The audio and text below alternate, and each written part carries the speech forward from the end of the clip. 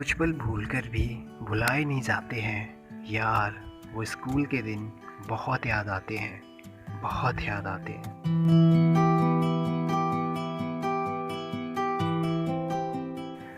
वो कितने नादानी भरे दिन थे जब क्लास में देर से आने का रोज़ नया बहाना बनाया करते थे और टीचर की क्लास में एंट्री ना देने पर क्लास के बाहर ही खड़े होकर पूरा लेक्चर बिताया करते थे।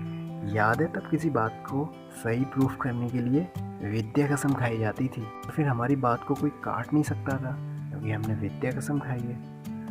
और वो प्रेयर्स की लाइन में अपने दोस्तों को तंग करना याद है उनको पीछे से धक्का देना तो कभी पेन की निब चुबाना।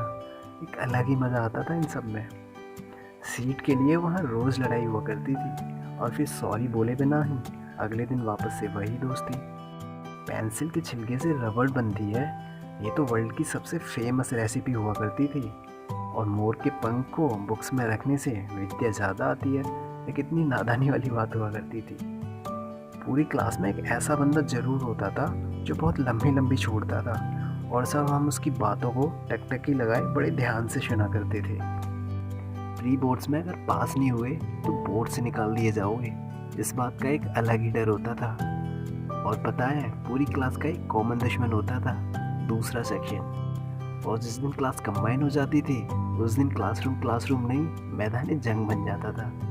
गलती खुद करते थे, इल्ज़ाम दूसरों पर डाल देते थे और फिर टीचर के पूछने पर ऐसे रिएक्ट करते थे जैसे हमने कुछ किया ही नहीं। बेंचेस साफ भी दोस्तों के बैग से करते थे, जो आगे बैठा होता था उसकी शर्ट पे पेन चलाकर बिगाड़ देते थे। एक दिन के टूर के लिए 1 महीने पहले से ही एक्साइटमेंट रहती थी। अगर घर वाले टूर पर नहीं भेजते थे तो जैसे जान ही चली जाती थी। यार सब कुछ कितना प्यारा था, सब कुछ कितना अलग था ना। वह स्कूल का टाइम कितना खूबसूरत था ना।